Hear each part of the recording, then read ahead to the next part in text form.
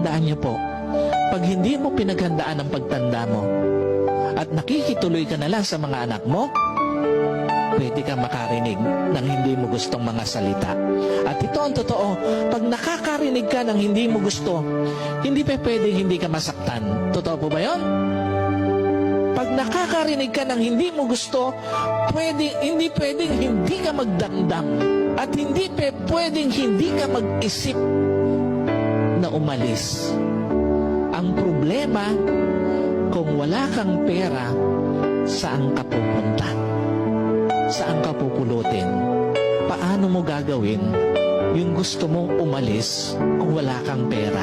Mapipilitan kang magtiis ng sakit ng kalooban. Mapipilitan ka na tiisin na lang yung naririnig mo na masakit sa mga anak mo o sa manugang mo. Alam niyo po, ganun ka-importante